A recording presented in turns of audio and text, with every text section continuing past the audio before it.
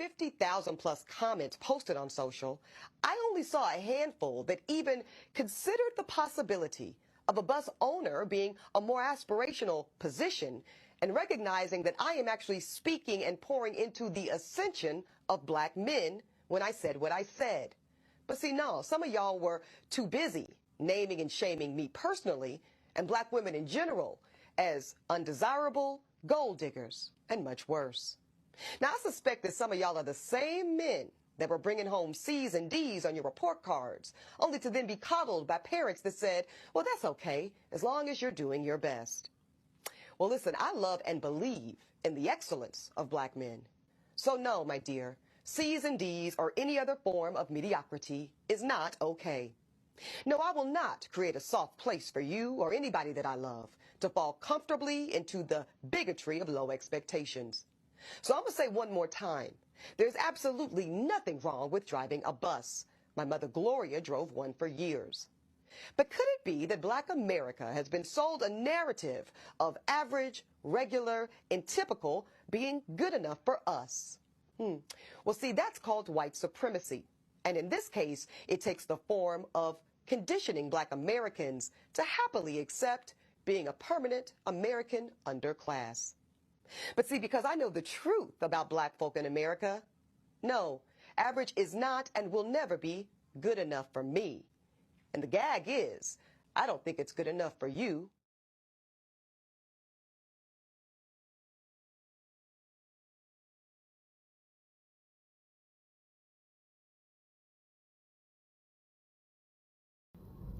Welcome to another episode of the Jay Lex Podcast. I am your host, Jay Lex. You know what it is. How's everybody doing? Hope you had a great weekend. Hope you had a good old time. Hope you were safe. It's getting nicer out, getting warmer out. I'm looking forward to winter already. But anyway, enough of the negativity. I hope you're all doing well. Let's get into the show. What are we talking about today? The first thing I want to talk about today is the hottest name in the streets right now, the internet streets. Her name is Eboni K. Williams. She is a lawyer I believe she's from North Carolina. She made a controversial statement a little over a week ago on the Grill. I think that's who she works for. I'm going to play the clip and then we're going to come back and talk about it a little bit. There's two clips that I have. I'm going to play the first one and then we'll come back and talk about it. I don't know. You've said that you cannot teach a man or tell a man how to be a man. So I will not ask you to indict men in this question. But I do want you to speak, Ayanla, to how women need to, position ourselves so that we can be in our divinity, so we can have our crowns right, how we can create and not build, when some of us, quite frankly, feel that the men that are available to us, and I'm talking about across the color spectrum, across the age spectrum, trust me, I've done them all, they are not positioned to protect nor provide because of some of the statistics we just talked about. They're not earning the incomes. They're not having the resources, and some of them are not even showing up in the leadership. Would you date a bus driver? Would you date if he owns the bus? If he owns it, if he owns the bus. See, that's a problem. That's a problem. Okay. Because the standards and requisites, and I'm not talking about him laying on his sofa playing video games all day. I'm not talking about that. But the standards and the criteria that we use to measure men is off for who we are as women and who they are in this society. I would date a bus driver if he loved driving the bus, if he was a man of integrity, if he was good to his mama, if he treated me well. Now that's just, it's about a minute 28 clip. There's more to the conversation. You can go and look it up. She's on Negrio, if memory serves me correctly. I didn't realize they actually had like a streaming platform. She, of course, took hell from a lot of people. And so I'm going to play her clapback to those people and then we'll come back. Handful that even 50,000 plus comments posted on social, I only saw a handful that even considered the possibility of a bus owner being a more aspirational position and recognizing that I am actually speaking and pouring into the ascension of black men when I said what I said. But see, no, some of y'all were too busy naming and shaming me personally and black women in general as undesirable, gold diggers, and much worse. Now, I suspect that some of y'all are the same men that were bringing home C's and D's on your report cards, only to then be coddled by parents that said, well, that's okay, as long as you're doing your best. Well, listen, I love and believe in the excellence of black men. So no, my dear, C's and D's or any other form of mediocrity is not okay. No, I will not create a soft place for you or anybody that I love to fall comfortably into the bigotry of low expectations. So I'm going to say one more time, there's absolutely nothing wrong with driving a bus. My mother Gloria drove one for years. But could it be that black America has been sold a narrative of average, regular, and typical being good enough for us? Well, see, that's called white supremacy. And in this case, it takes the form of conditioning black Americans to happily accept being a permanent American underclass. But see, because I know the truth about black folk in America, no, average is not and will never be good enough for me. And the gag is, I don't think it's good enough for you. All right, so that was her response on Clapback. She did a whole 40-minute interview on The Breakfast Club. You can, on their, I think it's on their YouTube channel. You can go and listen to that. She got into it more. She was also pushing a book that she has out. Here's the problem.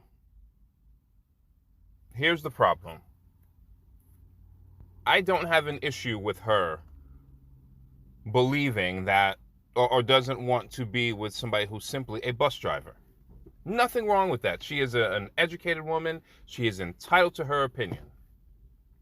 She's entitled to it. She should, if that's what she aspires, if she wants somebody who owns the bus instead of just being a bus driver, that's fine. But you, on 2 or 3 separate occasions, including the Breakfast Club interview, called being a bus driver average. You have an elitist attitude. I don't know your entire educational background and everything along those lines. I know you have a law degree. As I understand it, you were engaged to supposedly a Caucasian man for 4 years. I don't have an issue with that part either. Who you love is who you love. Who you lay with is who you lay with. No issues there on any level whatsoever. But you lost me in 2 places.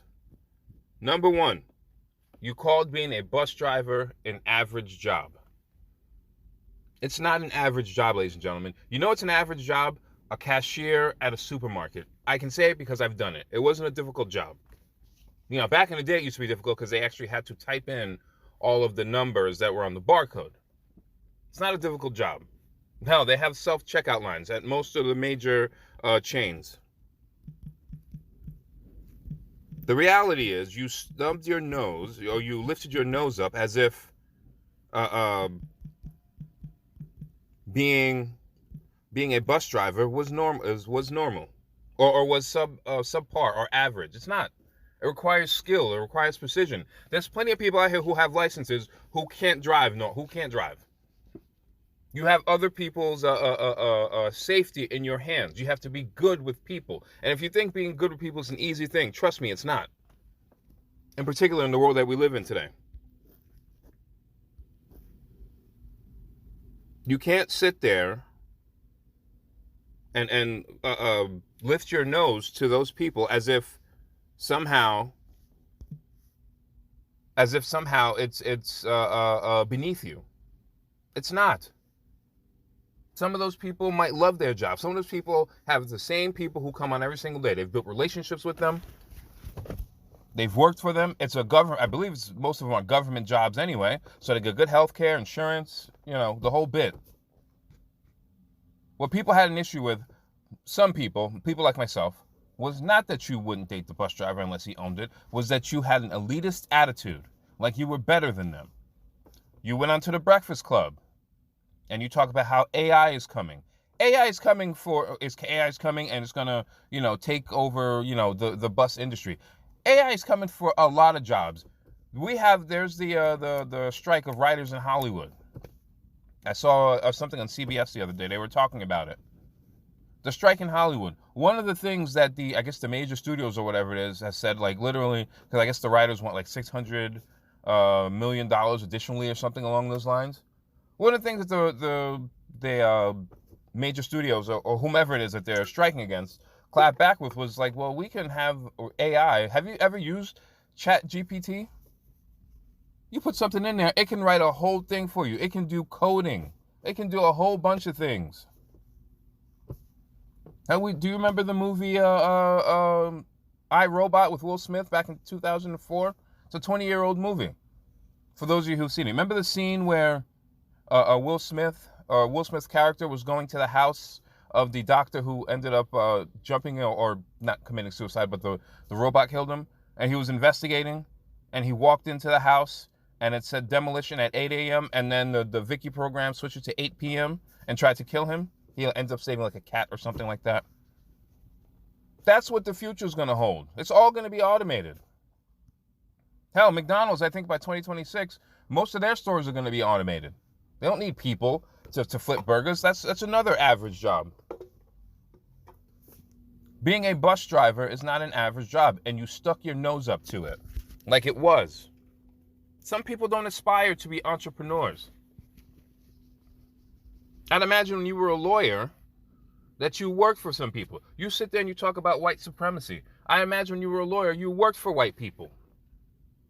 It's one thing to go home to somebody. It's something else entirely to speak of white supremacy. Now, I know you're on the Grio, and that's a black-owned network, or a black-owned network. But you see, what you can't do is have an elitist attitude and sit there and go on different platforms and call people's jobs average. You can't do it. Why? Because you went to law school, somehow you're above people? You're not. If what you're looking for is status, I'm okay with that. If what you're looking for is somebody who's on your level financially, I'm okay with that. There's nothing wrong with that. Men do it all the time. Hell, I was told by a couple rich people I know, you don't marry somebody below. So I have no issues with you having that issue or having that ideology. What I have an issue with is you thumbing your nose to a bunch of people who did nothing wrong to you. And you talked about your parents, how they, your mother drove a bus and the whole bit. So you, of all people, should know better than to thumb your nose. It is your attitude that people have an issue with. An elitist attitude. Or you're better than these people attitude. Everybody has their skill set. Everybody has the thing that they want to do or that they're good at. You were a lawyer. Nothing wrong with that. That's what you aspired to. You went after people who got C's and D's. Some people aren't good students. That doesn't mean that they're average. They might be average students, but it doesn't mean that they're eventually in their life going to be average. They all might aspire for something. There's plenty of people out here who are summa cum laude, who are unemployed. And AI could take your job as a lawyer. You can't sit there and try to make it seem as if you're better than some people. You see, I've never met you, but according to your attitude, at least the little bit that I saw, the facial expressions, the whole bit, you're one of those people who would want to be in a room, let's say a political event or some type of fundraiser, and you want to be around other people who are making just as much money or more money than you. That's okay. There's nothing wrong with that. But you would sit there and thumb your nose down if you saw somebody who was a bus driver, who wasn't making six figures in there. I've been to a couple of those parties. I used to train a guy. Still friends with him to this day. Invited me to his 60th birthday party. It was in a room full of billionaires. Millionaires and billionaires. Now, they wouldn't know that because it wasn't my party. I wasn't there trying to network or anything. I was just there because he was nice enough to invite me. I had a very good night there, by the way. Very good night. But if most of those people found out what it was that I was doing, they'd probably look down upon me. Not that I personally care. I really don't give a fuck. But you can't sit there and act as if somehow because you were summa cum laude at whatever school you went to, that you're better than people. You don't know their upbringing. You don't know what it is that they aspired to. They might have aspired to run a car business, running a chauffeuring business. And it fell through. And so they needed a job to hold themselves over. Sometimes that happens. There are plenty of people out here who want to be entrepreneurs. It's not an easy thing. You're talking to one of them. You be the type of person who goes to an event and looks down on somebody. I've been to those events. Trust me when I say, unless you're some type of an actor, actress, or some other form of entertainment, ball player, you know what I'm saying? Usually the only people you're going to be around are investment bankers, lawyers, some doctors when they're not working, and other people who are in that kind of realm, quote unquote educated.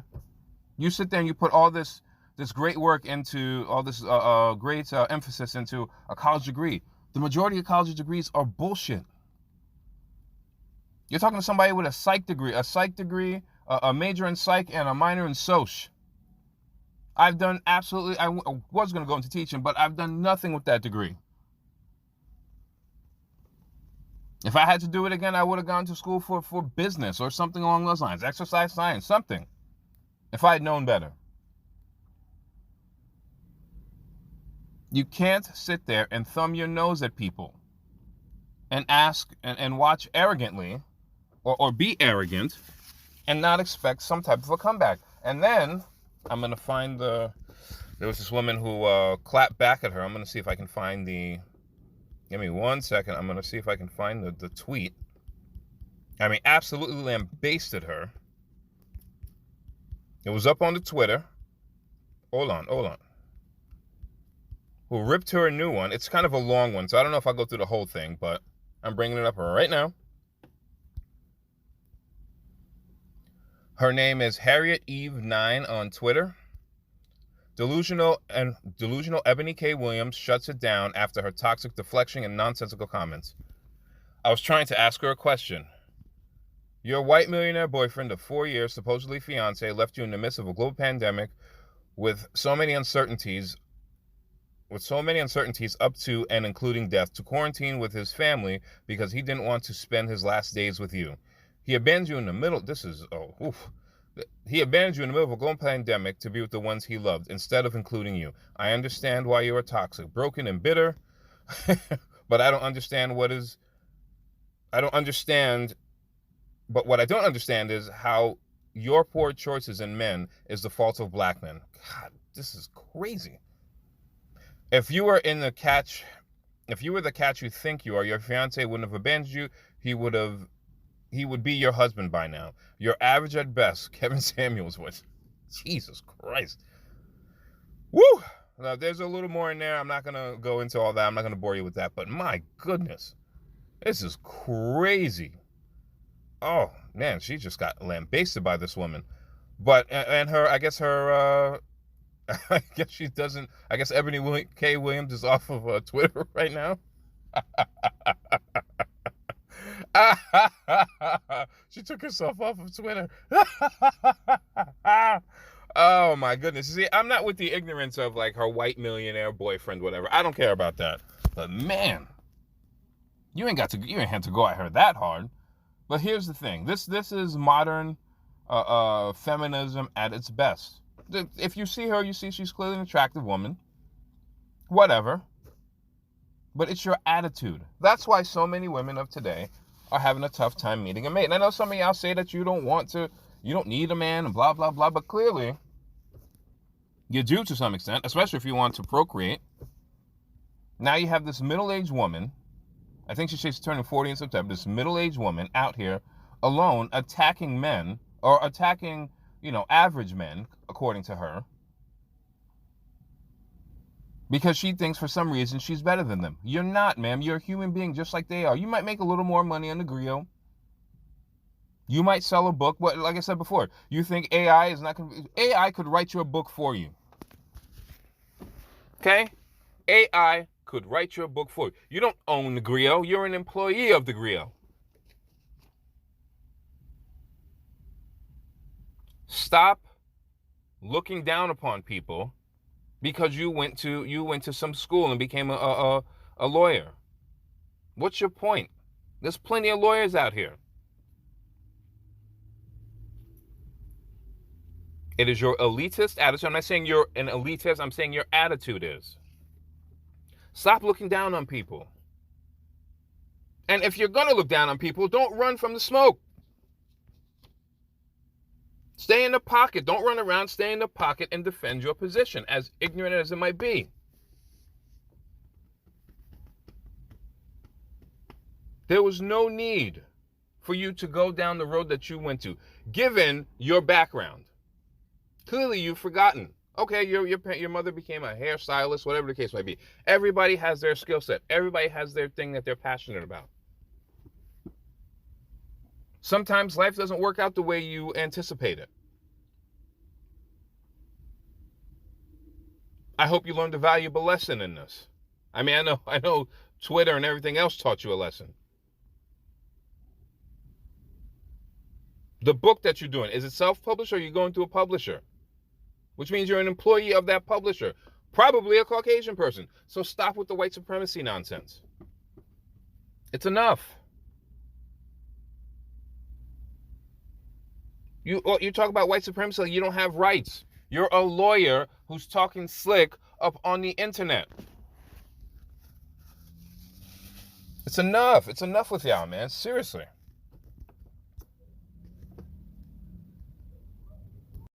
All right, moving along to the next topic, the unfortunate and unnecessary death of Jordan Neely in New York City. I'm pulling up the article here from the New York Post. I believe it was May 1st, excuse me. Jordan Neely, 30, died on May 1st when a Marine held him in a chokehold for several minutes after he allegedly started ranting aggressively on the F train. At the time of his death, Jordan Neely was known for New York City, known for NYPD as a troubled drifter who frequently complained of mental illness. If he frequently complained of mental illness, why is he out in the streets? We'll get to that in a minute. Let's see. The Manhattan DA's office later confirmed that it was investigating Jordan's death, including whether to pursue charges against the man who was a Marine. I'll bring his name in a minute. Part of that's not important. However, the public is already rallying for justice. Yes, they're the crisis actors, the morons, who were going and holding the trains up. You can look up the video yourself. Holding the trains up, holding up people from getting to work over this. Anyway, there have been no charges. There's no type of accountability or the overtime pay police are getting that this should ever have happened. This is a florist, Robert Jeffrey, a florist. Anyway, that's not important. He deserved help not to die in a chokehold on the subway. Blah, blah, blah. Look, here's the reality. I'm looking for a couple other things that I wanted to put in there. Jordan Neely, I guess back in the day, unfortunately, his mother was murdered back in 2007 by her, I guess, partner, her boyfriend at the time, murdered her and then stuffed her in a suitcase and dropped and threw her on the side of the West Side Highway, of the Henry Hudson Highway, or the West Side Highway. Truly unfortunate, and he was a teenager when this happened. He had to testify the whole bit. It's awful. All of those things are terrible. And the person who murdered his mother, what's his name? Her mother's name was Christy Neely, 36, was murdered back in April 2007 by her partner Sean Sutherland, who strangled her before stuffing her into a suitcase. He's serving 30 years. He should have been executed, but that's another story. Here's the reality. The system failed this man. He told you he was schizophrenic. He told you he needed help. He said at times, I'm schizophrenic, I need help. Back and forth, he would go to Bellevue Hospital. They'd put him in there, they'd release him. They put him in there, they'd release him. Repeatedly. New York City failed him. New York City who failed this young man, unfortunately. Here, I have it from his aunt. As his aunt, as his blood, I'm crying out for help for medical help for my son, but everything was about insurance. Yeah, we know. That's how the system is, unfortunately. So he goes in, he comes out. He goes in, he comes out. They should investigate those doctors who didn't help this young man and pull their license. That's real talk. New York City failed this young man, not the person who choked him out. And I'll get to the race baiters like Al Sharpton in a minute. New York City medical system failed him. It traumatized him. He wasn't expecting that. That was brutal, the way she was taken. We know. Let's see. I'm reading from New York Post here. Jordan started regularly crossing paths with the police around 2013. He was known for hanging around parts of Lower Manhattan as well as Harlem, Brooklyn, Queens. For example, back in January 24th, 2013, they found Jordan on West 145th Street, complaining about his body was numb and he was hearing voices. He voluntarily committed to Mount Sinai, Morningside. 3 years later, 2016, cops again brought him to the hospital after he said he was suicidal. He was admitted for the third time 8 months later after the cops got complaints of an angry drunk man threatening people around West 168th Street. This is what we're talking about. Harper said that she last saw Jordan in 2016, where she bumped into him in the subway while he was begging passengers for food. I want to go out to family, but I can't even.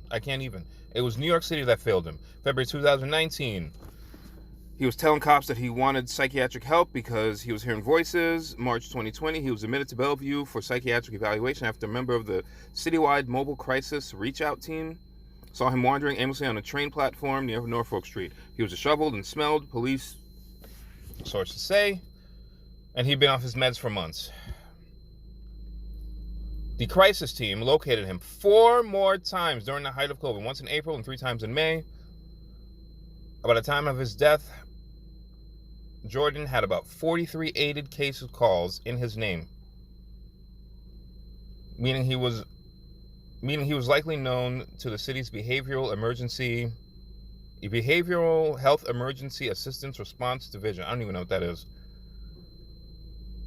Jordan has also racked up numerous arrests, including 2021 incident in which he hit an older woman on the head and landed himself in jail for a year. Why didn't he stay in prison? The victim, 67, fell when Jordan punched her on November 12, 2021, and broke her nose, fractured her orbital bone, and suffered serious bruising and swelling. If you threw him in jail, how did he get out? Given his history, there's one of 2 places for somebody like that to go to. They either go to jail or they stay in a psychiatric ward. New York City failed here. New York City failed. The medical system failed. Let's stop blaming this Caucasian man, whose name, I just had the name there. Give me 1 second. Whose name is, I just had the name. I'm sorry. Anyway, I'll get it in a moment. But anyway, how is this man being called a white supremacist? 40 plus arrests.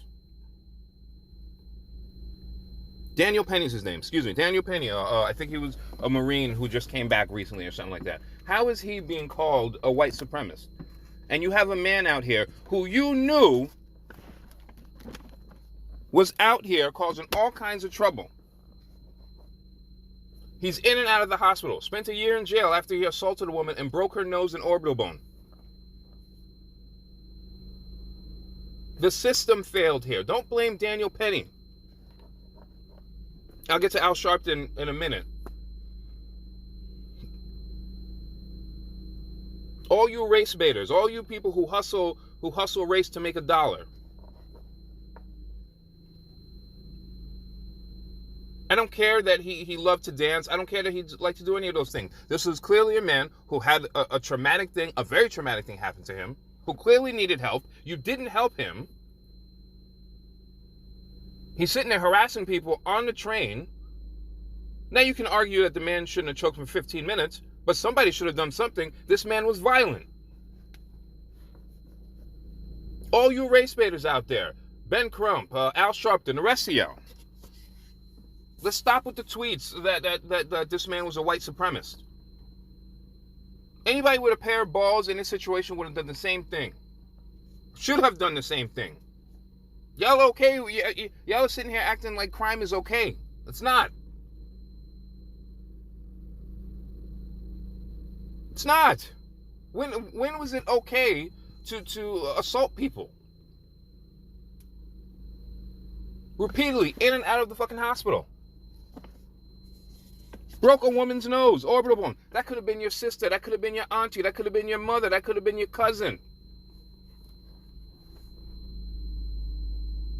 Y'all conveniently forget about that. And instead, try to sit there and attack this gentleman because he's Caucasian. Would you have been talking this kind of slick nonsense if he were black? You race-baiting pieces of garbage?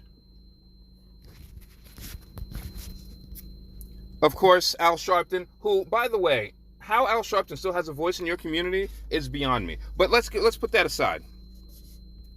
Al Sharpton, of course, there's about a 20-minute eulogy. I'm not going to go through no 20-minute eulogy. I'm going to play about a minute and a half of it, then I'll come back to it. And I didn't know you, Jordan. I know your aunt, and I've talked to your daddy. And one thing I promise is in your name, we're going to change how they deal with homelessness. In your name, we're going to change how they deal with the mentally ill. In your name, we're going to change services in this city. Jordan, you didn't die for nothing. What they meant for bad, we'll make good. We're going to have a new city and new city services. So if we look angry, we are. But we're not mad. Difference between going mad and being angry. Yes, we're angry. Because we're at another funeral we shouldn't have had to be at. Yes, we're angry. Because you see our children as objects rather than human. Yes, we're angry. Because you keep choking us to death rather than living and building us up. And we won't stop till we change this nation. We won't stop till we change this city. We won't stop until the Jordans get help. When they scream, we're going to help them, not choke them. We're going to stand up. There'll be no justice. There'll be no peace.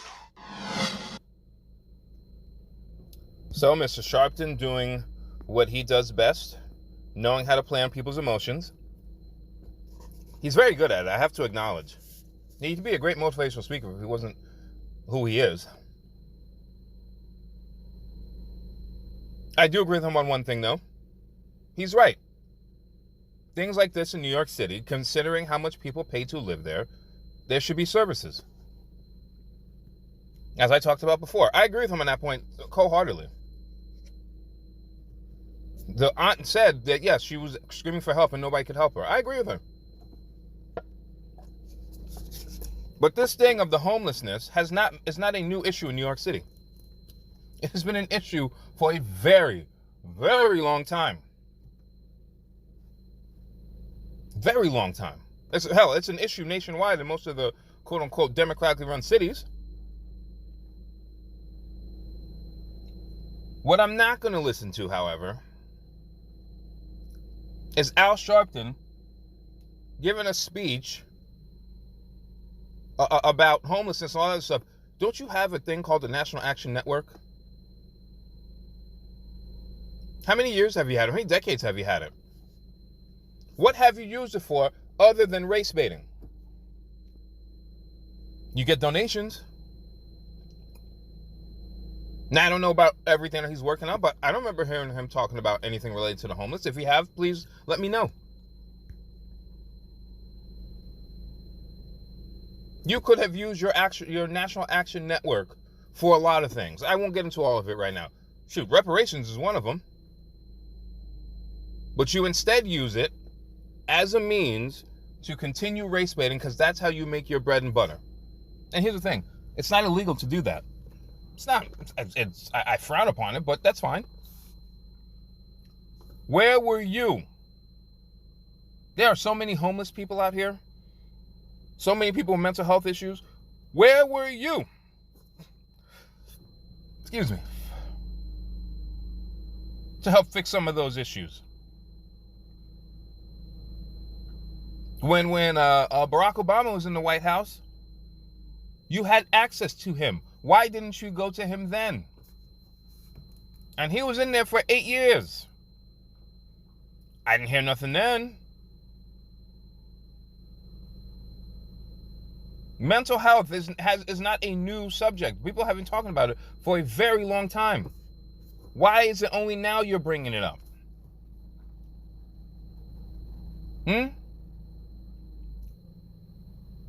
Most of us know the game already. That's why a lot of people, except for the boomers and people like that, don't take you seriously. You could have been working on this. You have the platform. You have the notoriety. Daniel Penny did what any real person would have done. Any real man would have done. You can argue how long he was choking him out for. Jordan Neely was a man who needed help. You didn't help him, and you claim to know the aunt and the father. New York City didn't help him. The medical system didn't help him. Let's not overreact after the fact. There was plenty of opportunity to help this man and others. And you didn't help them. All you race baiters, all you do is talk race all day to get yourselves onto CNN, MSNBC, and the other ones, and the other networks. Jordan Neely probably is not even a bad person. He just had issues. Did you help out then? See, originally I was going to go at the family, but you know what? Sometimes there's nothing you can do.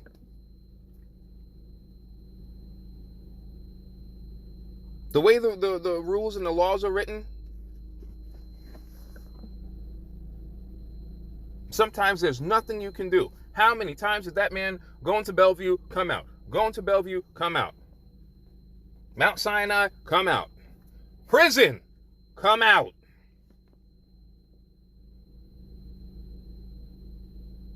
And y'all sit there and continuously and repeatedly play this goddamn race card like people are stupid.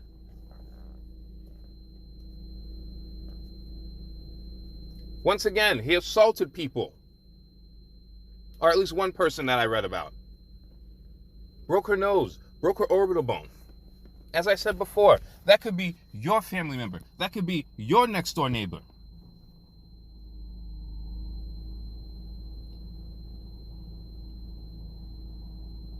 I didn't hear anything then. And this has been going on for over a decade.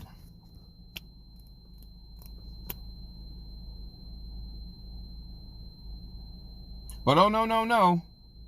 Let's get the crisis actors out and protest on the subway. All those crisis actors, they probably knew of him. Did they go out and help?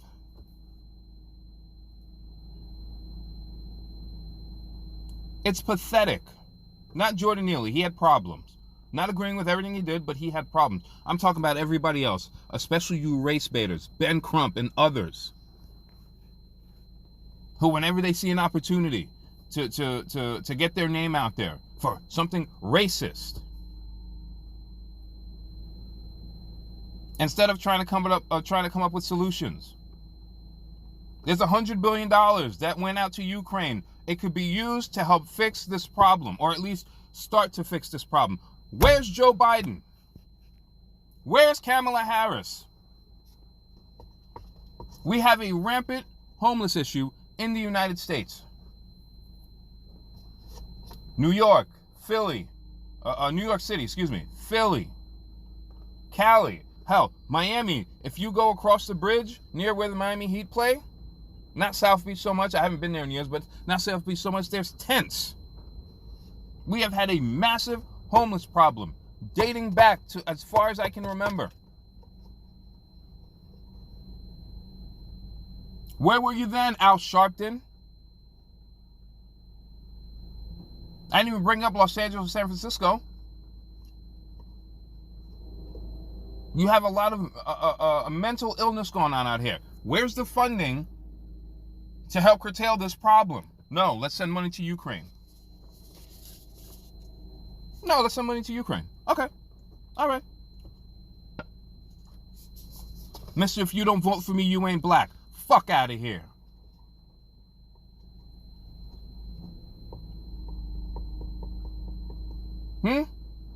Is that what we're just going to continue to do? Play the race card?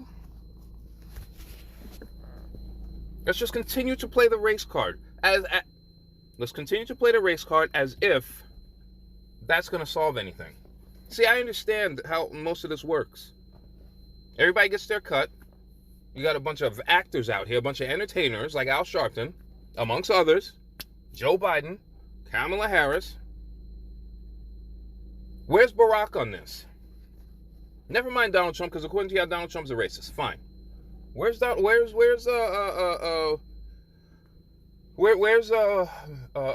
Obama on this? Former president. Where's the Clintons? You want me to continue?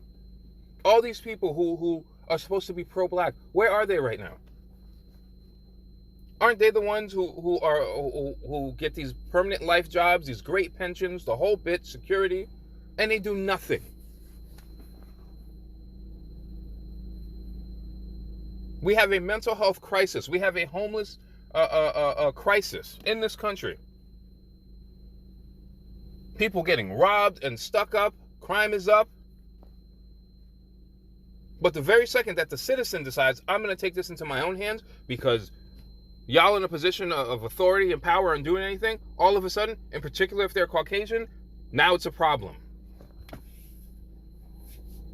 But we're not going to talk about that, right? No, instead we're going to roll Al Sharpton's 90-year-old ass out. He's going to play on the emotions of those people, and rightfully so. I understand some of their emotions. But what they have to understand is, and it's not even their fault that, I understand, like I said, I understand the emotions. It's not even their fault. What happened to this young man is one of the worst things I've ever heard of in my entire life. I don't know if I could recover from that if it were me. But where were the proper channels for him to go to? And he told you he has a mental health issue. He's hearing voices, etc. And still what? In and out of the hospital, in and out of the hospital, in and out of the hospital, year in jail, back out, in and out of the hospital, in and out of the hospital. 43 aided cases. 43 fucking aided cases.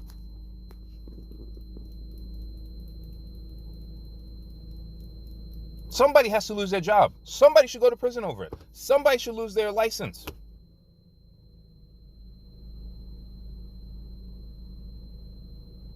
But no.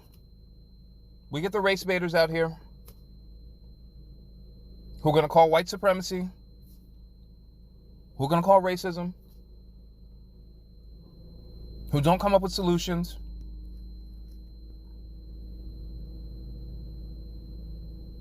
who don't comment on the fact that this man had committed crimes, only that he was black. And then when they hear this, they're going to call me a coon. Okay, you can call me whatever it is you want to, but I'm right in this situation. If you don't like it, kick rocks.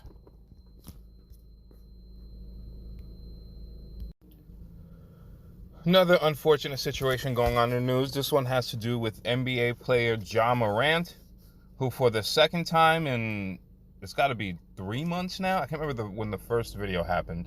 But on the second time in probably quarter of a year, I think it was even sooner than that, decided to go on to IG Live, was driving down the road with one of his peoples, and flashed a firearm. Now, before y'all start this nonsense, let's be clear. I am a pro-legal firearm person. 100% absolutely. I know the government is out here trying to limit your firearms, trying to take your firearms. All that's out there. We all already know what it is, especially the Democrats. But he's already gotten in trouble for this. He got suspended 8 games towards the end of the regular season When his team was up, was number 1 or number 2 seed in the Western Conference. He got suspended 8 games because he went to a strip club out in Colorado. IG Live, midnight, flashed the hammer. Some pictures came out later of him getting a lap dance from what I would assume is a very lovely young lady. That was some host shit on the part of the strip club. You should not go to that place. I don't remember the name of it. If you do know the name of it, you should not frequent that place. Disgusting what they did. He got in trouble, suspended 8 games, lost $600,000, where most people don't make $600,000 in a 10-year span, sometimes in a lifetime. He lost $600K. But nevertheless, got suspended, claimed to be a changed man. He's not going to do that again. He did an interview with Jalen Rose, said, oh, the gun wasn't mine. I'm not a promoter of violence, yada, yada, yada. Spoke to the commissioner of the NBA, Adam Silver, face to face. They get eliminated by the Lakers, get blown out by 40. A couple weeks after that, here you are in the car, flashing the blick once again. I don't want to hear he's a young man, he makes mistakes. No. This is self-inflicted. This is utter stupidity at its finest.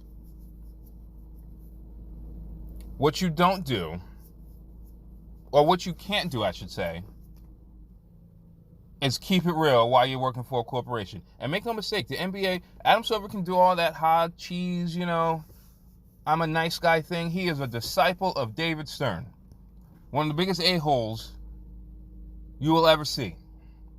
Well, he's not here anymore, but when he was the commissioner. Let's be clear about something. They are a corporate first. And they are not going to let some guy with blonde tips and his dreads ruin their image. I saw JJ Redick came out. He made a statement where he didn't condone the behavior. He didn't understand why Ja was getting into so much trouble. JJ Redick should know better. I think Charles Barkley, without calling his name, basically called him an idiot. I'm not going to go that far. But what we have to stop doing is stop pretending like this behavior should in any way, shape, or form be tolerated. You have a $200 million contract. You were one of the featured athletes on Nike. That's additional money coming in. Especially after they got rid of Kyrie over the whole anti-Semitic nonsense. Trying to keep it real while you work for corporate does not work. You see, you can't play double dutch. You can't have one foot in, 1 foot out. You can't go back and forth. A decision has to be made. And I hear a lot of people saying, well, he needs a mentor. He has alcohol. If he has an alcohol problem, he needs to go seek help, obviously. But under no circumstances should we in any way, shape, or form say that this young man made a mistake. That is not, you don't mistakenly do the same thing over and over again. Now, I know it's the second time. He wasn't, people will say, well, he wasn't on the job. It's the off season. Understand something. For those of you who don't know, most of you do, but let me explain something. When you work for a corporate, the Memphis Grizzlies, the NBA, Nike, Dunkaroos, whomever, you cannot live the life that you once lived on social media. So I guess some pictures came out of him when he was younger, talking about he's high and all this other stuff when he was younger. So you can do that foolish stuff when you're 11, 12, 15, not get high, but, do foolish things up on the gram. I know this young generation grew up with the gram. My generation, I don't know exactly where I fall. I don't know if it's a Gen Xer or a millennial. I'm an 80s baby, so I don't know specifically where I fall. We were the experiment, you know what I'm saying? Like with the internet, www and all that, then social media. And so the younger people of today, Ja Morant's, I think, 23, going to be 24, I think. Nevertheless, he's close to 25 years old. At some point, you need to grow up. There's an article that basically says that you can't do things related to guns as it pertains to the collective bargaining agreement. That's why you don't hear the NBA PA, his union, coming out and defending him. It has been collectively bargained. You can't be up on social media with the blicky. Social media should be used for 2 reasons. Number 1, keeping up with family and loved ones. Seeing children, things along those lines, different events they go to. Number 2, or 1A, is business. That's it. Social media should not be used for you fake fronting on the gram with the Glock or the Desert E or the SIG or whatever it is that you have. Once again, Ja Morant, I hope he has a legal I hope he has it legally. Given the world that we're in, he should be able to carry. Given the world that we live in, he should be carrying for himself. You never know. Somebody might run up on you. There's been too many incidences with him related to guns. Supposedly he hit somebody. He showed the beam to somebody out in Indiana or something like that. Supposedly he one time pointed it at a kid or something like that. He says that the kid talks slick. I don't know. But you can't have all these incidences of you related to firearms. Your firearm is there for one reason. Somebody invades your space. You give them a warning when you point it at them. You give them their second warning when you pull the trigger. I understand that the kids of today are silly with this social media thing. Everything's being put on. You see how many times your favorite rapper or these like teenage rappers or something like that are on the gram showing the crimes that they're committing? Law enforcement most of the time doesn't even have to like build a case. They literally go to social media and build their RICO cases off of the lives, off of the posts. If you go up and down like the reels on social media,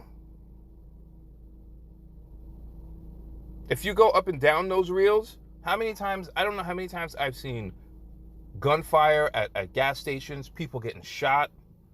I saw one, a disturbing one the other day of some, I guess they're like, they're the subway surfers, in New York City. They jump on top of the train. One kid, face, blood all over the place, face smashed in.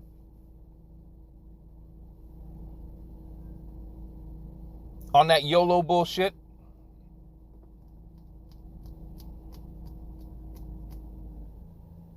I understand it's addicting.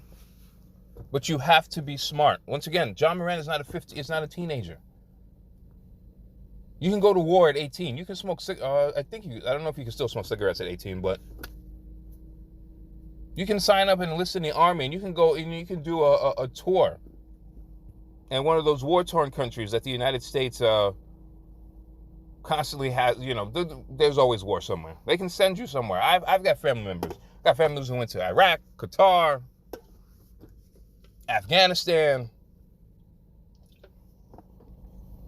They'll train you, pump you full of drugs, and send you off to die in some desert somewhere. You can do that at 18.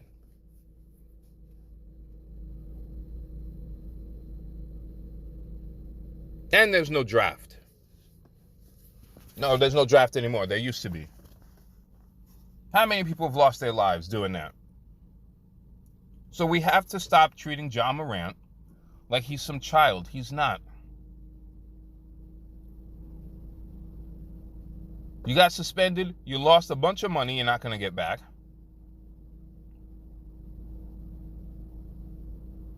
And you're out here doing the same exact thing. The only difference is you were in a car versus you were the passenger in a car versus being a customer at a strip club. The same thing. How do you get in trouble for the same thing? I saw the interview with on ESPN with David Stern. I believe her name was, and Malika Andrews. And he looked genuinely shocked. Like, I had a conversation with him. He said he was going to do better, and he does the same exact thing. The NBA is going to come down hard on him. I think he gets suspended half the season, 41 games, because the precedent has to be set. And if they can go after Ja Morant, not a star, but a superstar in the NBA, he's not going to get 20 games. He's going to get 41. He'll miss half the season. Now, the NBA PA might try to come in and try to, reduce it a little bit, but what are they going to do? It's collectively bargained. It's the law. And he's going to miss a bunch of time. And then he put out some response saying, I'm paraphrasing, but, I need to do better. I need to work on myself, yada, yada, yada. And it was from Chat GPT. It's not even written by him. It was written by fucking AI. What are we doing? It'd be different if he was in like a gun range and he's, working on his shot. And then they try to come after him. I'd say, no, y'all are bugging. But you cannot, as a $200 million person, look, there's an interview that Carmelo Anthony did. I think it was $1 million worth of game, where he talked about, many moons back, Carmelo Anthony got into a major fist fight. He was playing for the Denver Nuggets. I remember vividly because it was my birthday weekend, and we went to ESPN New York. They used to have a restaurant in Times Square. Huge restaurant. Went out there. I think there was a Cowboys game on, too. It was mid-December. That's when my birthday is. And we're all sitting there. And, of course, the Knicks game is on. They're playing, the Denver Nuggets playing the New York Knicks. And Carmelo Anthony, towards the end of the game, sucker punches one of the New York Knicks players. I can't remember his name. Garden goes crazy. Jared Jeffries is chasing him down. Carmelo's running for his life. The whole bit. It was nuts. Carmelo Anthony got 15 games. Now, why did Carmelo Anthony get 15 games for one sucker punch? He had the stop snitching video. He had gotten a DUI. He got something else. A DUI, a stop snitching video. He might have been in a couple other fights and everything like that in and around. And so David Stern dropped the hammer on him. Bang, 15 games. Everybody else got 2 games, 3 games. Carmelo Anthony, 15 games. And he went, and he talks about it, he went to David Stern's office and said, yo, why'd you hit me like that? Why'd I get 15 games? And what did David Stern say? And this is the part I want people to remember. What did David Stern say? I'm paraphrasing, obviously. You want to be in the streets or you want to be in the NBA? Do you want to be in the streets or do you want to be in the National Basketball Association? You're messing with a corporate. No player, not Michael Jordan, not Magic Johnson, not Larry Bird, not Kareem, not LeBron. Nobody is bigger than the NBA Shield. No one. And the NBA is a player-friendly league, unlike the NFL. You want to be in the streets, or do you want to play ball? The NBA knows everything that these players are doing. They've hired former FBI, CIA, former NYPD. They know every move that you make before you make it. They know what time you go to sleep. They know what time you wake up. They know what time you work out. They know when you drop a deuce. Why are you, as a $200 million player, trying to fake front on the internet? On the gram. You don't even own the gram. You're just a user on the gram. If Ja Morant was independently wealthy, I'd say you do whatever you want, because at the end of the day, it doesn't affect you. Even though you make $200 million, your corporate masters say you can't do that.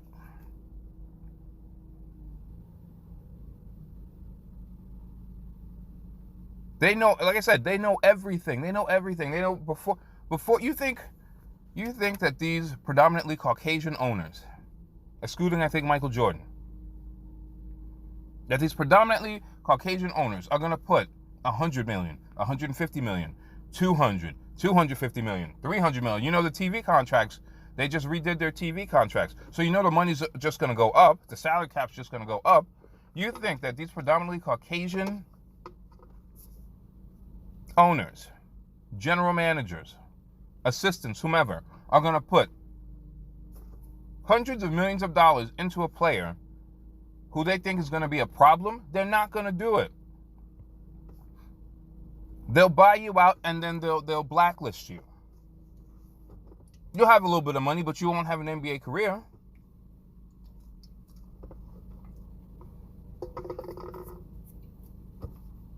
or career in general, you don't come from places that Ja Morant and other NBA players come from. And I get there's an adjustment period. But once again, we're not talking about a 19-year-old. We're not talking about you're damn near 25 years old. Let's stop treating Ja Morant like he's a child. Ja Morant's a grown-ass man. Paying grown-ass bills. And people saying, well, he needs a mentor, this, that, and the other. Yes, if Ja Morant was learning how to play basketball, I'd understand. Ja Morant's 25 years old. It's not as if he didn't have a father in his life. His father's there. All these people are like, well, he needs a mentor. He needs alcohol. Let's not make excuses for him. He's being a dumbass. And he's going to be made an example out of. This is like when, although it's not as applicable, when Ron Artest or Meta World Peace got into the fist fight back in 2004 in Detroit. Jumping into the crowd. Although I do still feel it was justified because the only thing that was bad was he got the wrong person. But the NBA had to make an example of him. And he served, well, I guess now it's the second longest suspension because A-Rod served the longest suspension in American sports, or at least North American sports history. A-Rod, another one. Phenomenal player. Going against the league, doing something stupid like getting caught with PEDs again. And there was like 11 other guys who got caught out there, got suspended. He fought it all the way in court and then turned around and said, yes, that was me. Lied in front of everybody. Now, he's talked about that. You can look up his stuff. He does real estate now, the whole bit. Served a 162-game suspension. Lost all that money. Now, he was just hurting himself. People are like, well, he was cheating the game. Baseball knew what was going on, but I won't get into all that. Could Ja Morant hurt somebody? Yes, he hasn't, thank God.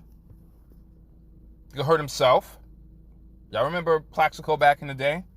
Fresh off of a Super Bowl, shot himself in the leg, served 2 years in prison.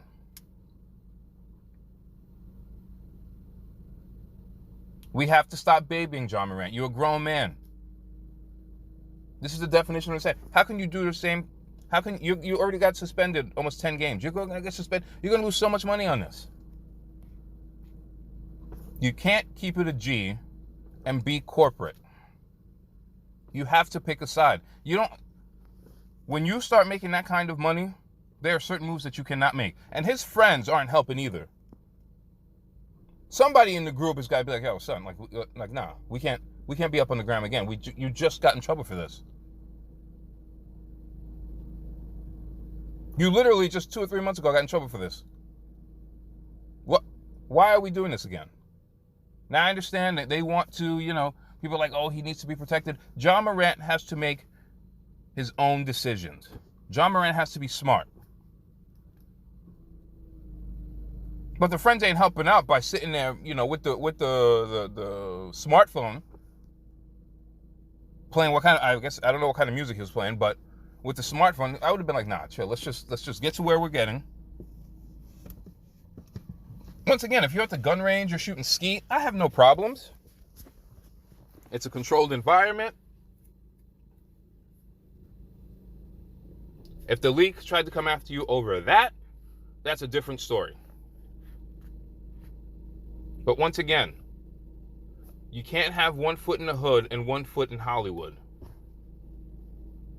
Or entertainment in general. Or any you can't be a gangster accountant. Can't be a gangster financial advisor or a gangster medical professional. Let's get away from entertainment for a minute.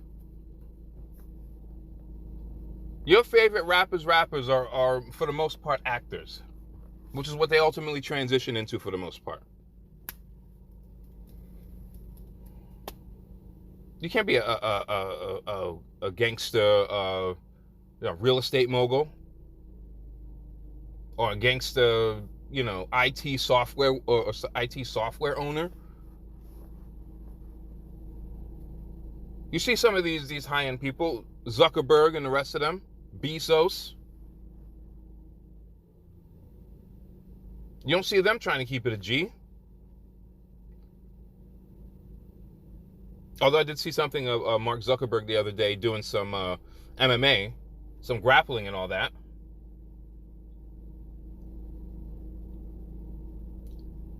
You can't be gangsta and be corporate. The two don't mix.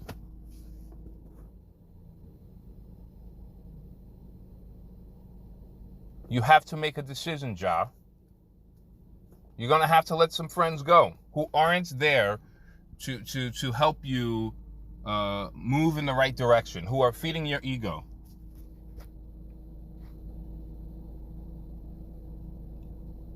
You're going to have to cut some family off. It's unfortunate, but that is the reality. You have to cut out the people who are not helping you move in the right direction. Yes, you have a sizable ego. That ego got you to where you are. And that same ego is going to get you playing out in Taiwan or China. You've got to make a decision, Ja.